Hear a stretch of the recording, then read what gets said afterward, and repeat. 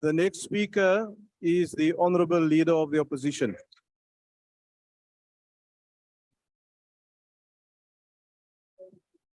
Mr. Chairman, I'd like to take this House back, if I may, to 2019.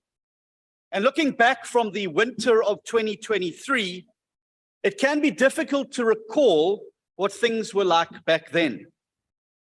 But if we are to chart a course away from the dangerous trajectory that our country is on, then it is essential that we establish just how we got here.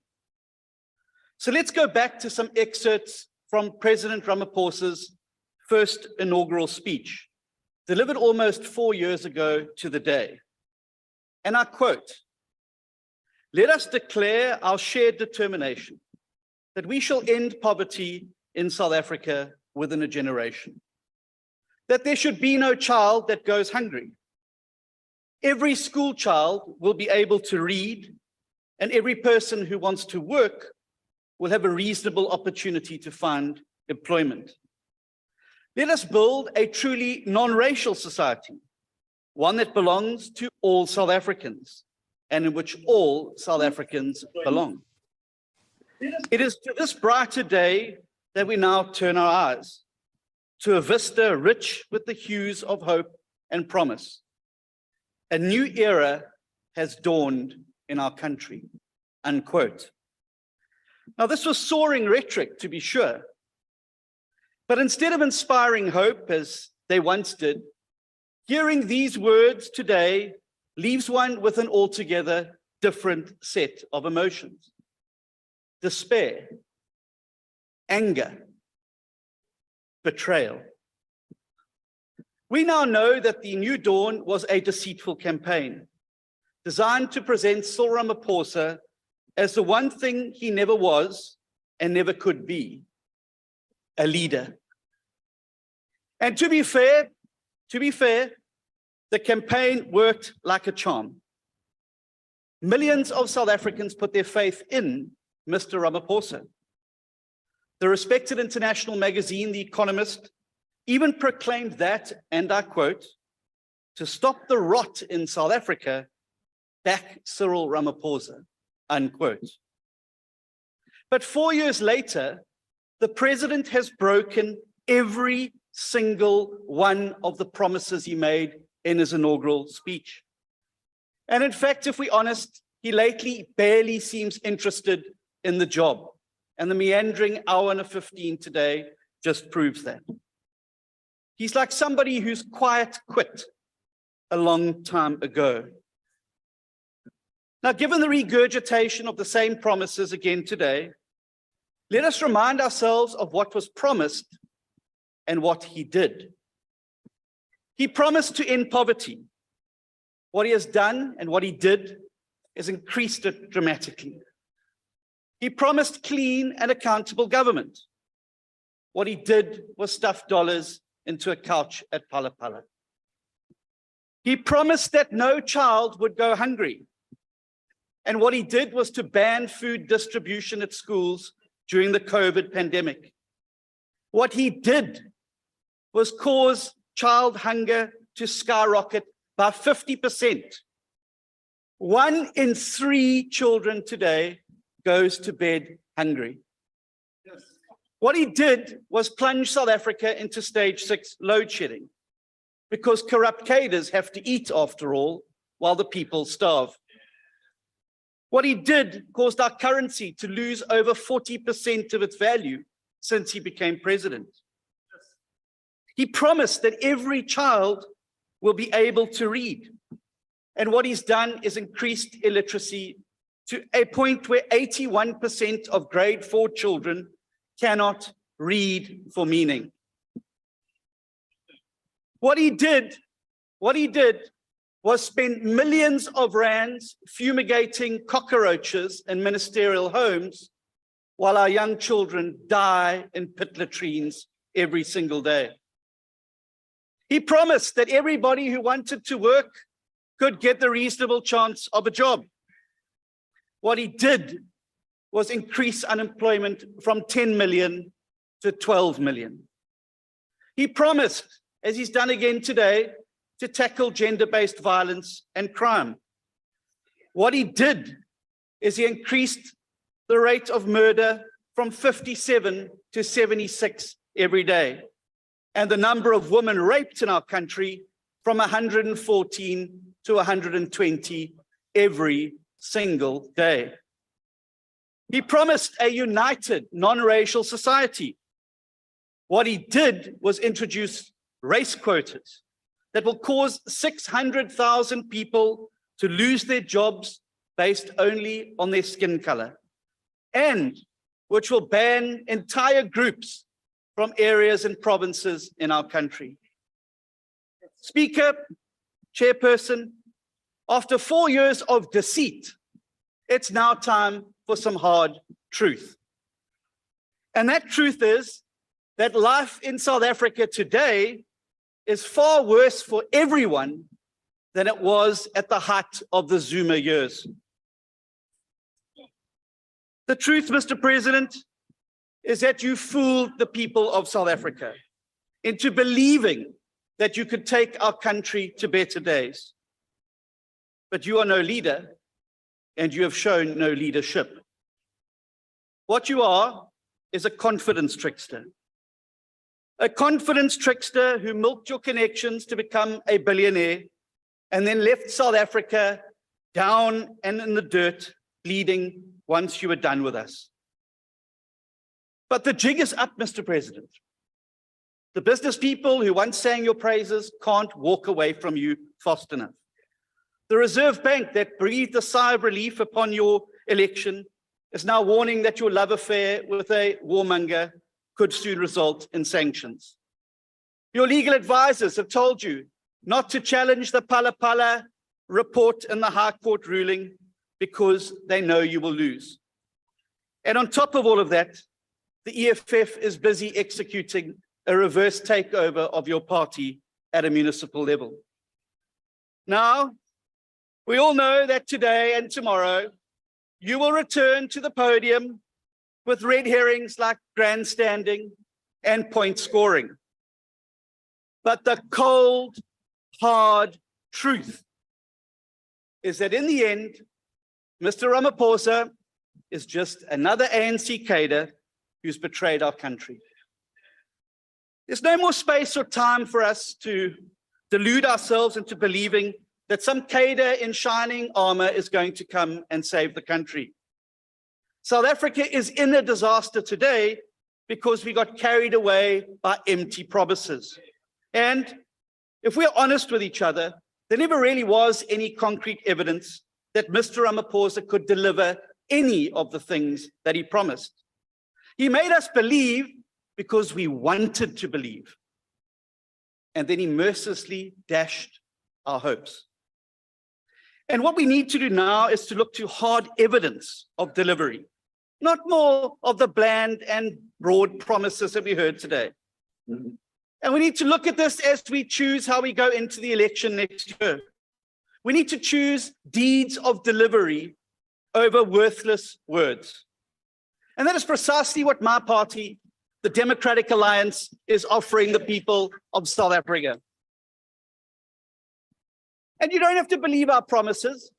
You just have to believe your own eyes. Where the DA governs, we are actually lifting people out of poverty. The DA-run Western Cape has the lowest unemployment and the lowest poverty rate in the entire country.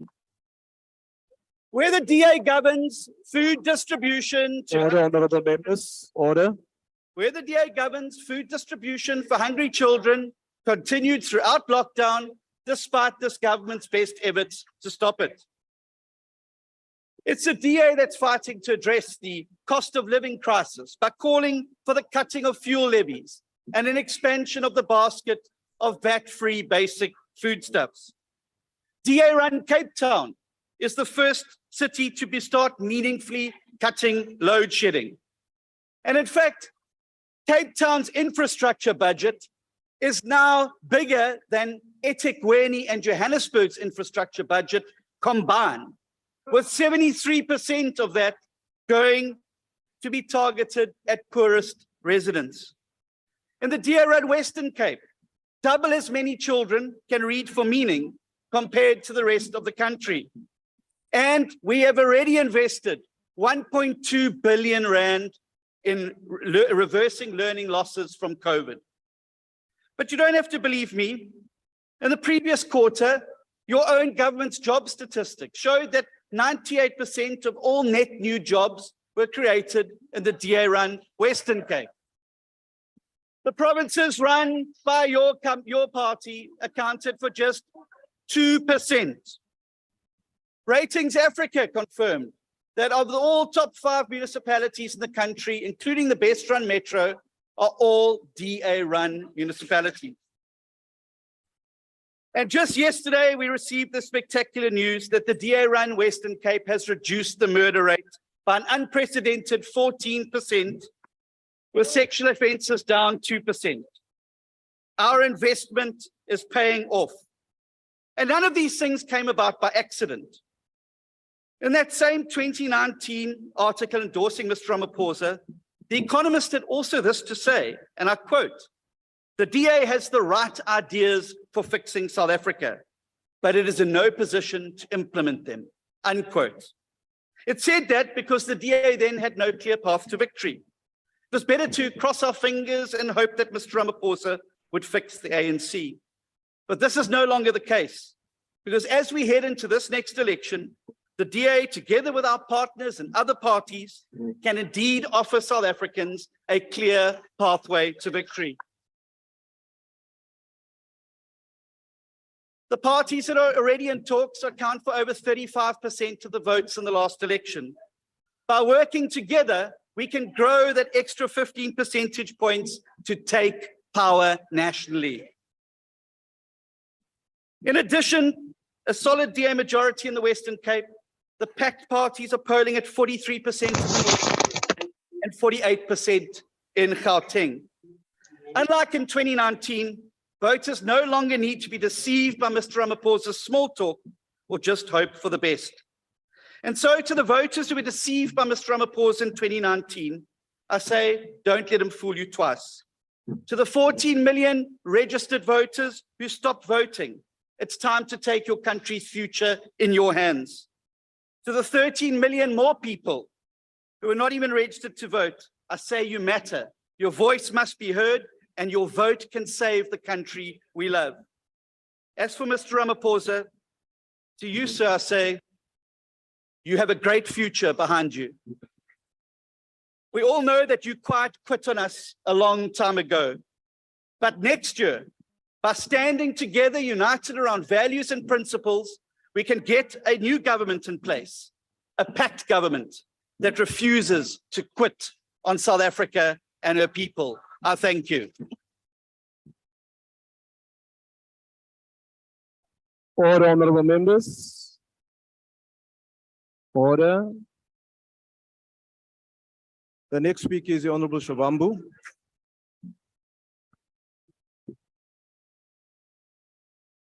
No, thank you very much, Chair of Chairs. National Chair of the EFF, I was saying to you now that I find it very difficult to find anything coherent said by the Chief Whip of the Majority Party. I guess it's largely a reflection of a generation of the Congress Youth League, which majority of them are not clear in terms of articulating anything. So let's then deal with certain issues. And maybe so that because children watch this parliament, let's deal with the conceptual issues quickly about the organization of African unity and the African Union. So despite the fact that we're celebrating the 60th anniversary of the OAU, its founding principles were problematic because it was about cooperation instead of integration of the African continent. Against the advice of Ahmed Ben Bella, against the advice of Kwame Nkrumah, against the advice of Sokoto, against the advice of Emperor Haile Selassie. And we are still suffering as the African continent because we did not pursue the integration route. We took the cooperation route in terms of how we get to collectively develop the African economy. I think that settles this issue of whether there is common founding principles of the OAU and the African Union.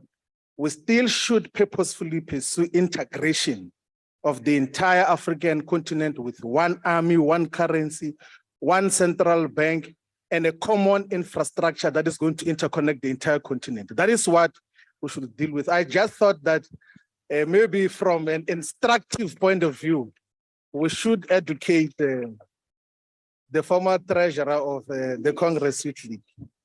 Then the issue that we want to take this opportunity to once again send our best wishes to the councillors of the EFF who have been now joining government in the metropolitan municipalities of Johannesburg, of eThekwini, of Nelson Mandela Bay, of Ekurhuleni, the city of Ekurhuleni, and of course, those that have just been confirmed in the district municipalities of Mogale City and the Western District, that since their occupation of office, they've thus far demonstrated that we were correct when we said 10 years ago that we are a government in waiting. We're government now. We're in charge of your lives in many parts. Majority of you stay in cities which are governed and overseen by the economic freedom fighters. We have successfully reduced the former liberation movement into a rural party. When we're in control of strategic sectors of the economy, in terms of what happens. And that is what we do, excel in that. We reduce you first into a rural party, and next day we're going to completely take you out. When we defeat you in the upcoming elections, we're encouraged by the young people in universities and universities of technology. Honorable From Shivhambu, the Durban University of Technology. Honorable Shivhambu, may I Yes, just Chair. appeal to the members in the House that while interjections are allowed, not ongoing commentary is allowed. So please just observe the rule, please. Please proceed. Chair, please don't protect me, I'm fine. Simply applying the rules. They can speak all of them. I'm applying the rules, honorable member. Please proceed. Please don't. Order, I'm honorable members. Order, still order. in perspective in terms of what we're dealing with. I don't need the protection for now. We'll let you know if we do need the protection. We're encouraged by young people from universities and universities of technology. We're already operating on the clarion call that 2024 will be our 1994. So young people in all the universities in different communities, in Kwao, in what level? In Komazi, in Fateng so where the commander-in-chief is speaking today, in Ward 17 in Dihlabing, the young people, their generation is saying that 2024 is going to be our 1994. We're going to liberate our people far much more emphatically. Not the clownish things that have been happening since 1994. Now, we have, as the EFF, not been participating in an activity where the sole director of Ntabanyoni Estate, which owns Palapala Farm, appears in, because of the report which this parliament rejected. That report, the independent panel report, said that there is prima facie evidence that Mr. Cyril Ramaphosa may have committed a serious violation of section 96(2)A of the Constitution, a serious violation of section 34(1) of the Prevention of Corruption Act, that he might have committed a serious misconduct in that he violated possibly section 96(2)B of the Constitution by acting in a way that is inconsistent with his office. A serious misconduct in that the president violated section 96(2)B of the Constitution by exposing himself to a situation involving conflict between the official responsibilities and his private business. That report, which is not challenged anywhere, there is no counter perspective about that report. There is not even an intention to invalidate it. It says that as the panel, they view that there was a deliberate purpose to not report the crime and to establish as to just what happened in Palapala. And that there was a deliberate intention not to investigate the commission of those crimes. And that the request of the Namibian police to handle the matter with discretion confirms this intention, that the president abused his position as head of state to have the matter investigated and seeking the assistance of the Namibian president to apprehend a suspect. And that report, which is not disputed by anyone, says that there was more foreign currency concealed in the sofa, more than the amount reflected in the acknowledgement of receipt. Speaker, we have written to you already that let us get a proper inquiry. Let us deal with this, let's confront it. We can't hide it under the sofa forever. Let us deal with it. Also, you're not going to be in office forever. It will be, just confront your sins and demons now. So that we deal, this issue of Palapala is not going to disappear. We are still here. So we must have to then deal with all of these issues in a much more comprehensive and clear way. Your interventions thus far, despite you like applauding each other and patronizing each other about electricity, you still have not come with a believable and clear plan, all of you, in terms of what should happen. When we debated SONA, we said that the immediate solution, which you rejected then, was to plug in the floating storage regasification units and the power stations that, of course, are powered by that. And we then said that the delays in plugging in the floating power stations is because there's no conclusion on the negotiations for bribes. I hear now that you are going to plug that because the person who owns Tshwane House has got now exposure to the car power ship deal that is going to bring the 1,250 megawatts into South Africa. And we know who that is. In the beginning of this year, we as the leadership of the EFF went to Mozambique to meet with Electricidade de Mozambique, which is the equivalent of ESCOM in Mozambique, to engage about the surplus energy which Mozambique has. We see that now recently the minister went there after we had engaged in enhanced discussions because already we're going to utilize the power purchasing agreement power which we have as the members of the mayoral committee in the city of Ekurhuleni, and now recently in the Nelson Mandela Bay. We're going to utilize that purchasing power to bring in the surplus electricity from Mozambique, but also invest in other strategic sectors of what should happen.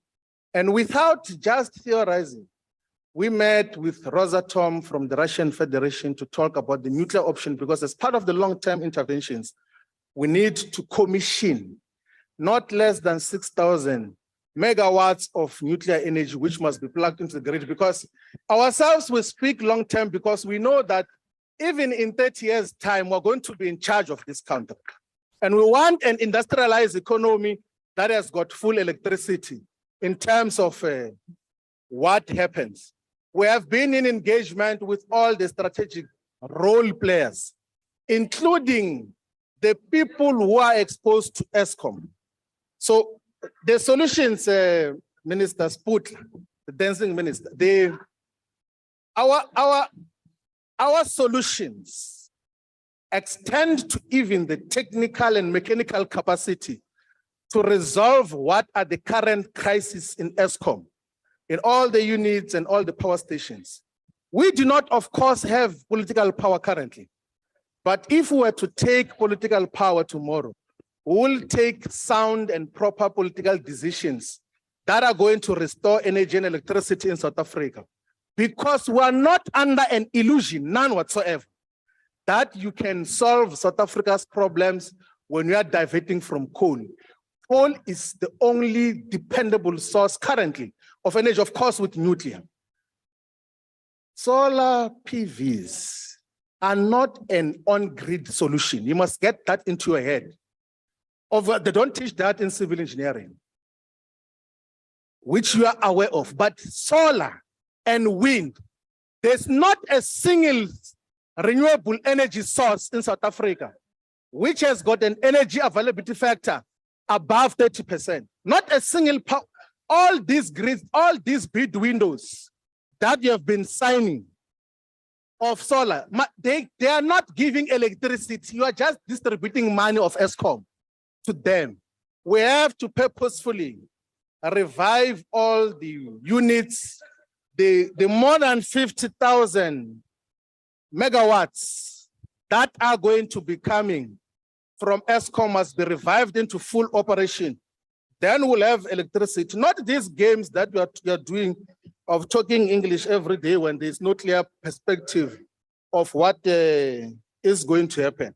We are the only party that is going to restore stability in this country. Everything else that is happening under this administration points the negative.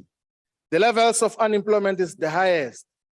For the first time in South Africa, the labor force, more than 50% of the labor force of people who are capable of working are not working. So they fall in the categories of unemployed, unemployable, discouraged work seekers, but also those who are not in education and training. So of the 30 or 30.1 million people in that labor force component, you have got more than 16 million that are not doing anything. But and you still have people who come and applaud a president. No, president, everything else is fine. And you have got a chief whip who just talks as if there's nothing wrong. And you guys give her the highest applause for praising absolute rubbish. What nonsense is this? What are we dealing with here? What are we dealing with? What are we dealing with in this counter? There are so many things like, how do you have more than 6,000 people killed in 3 months?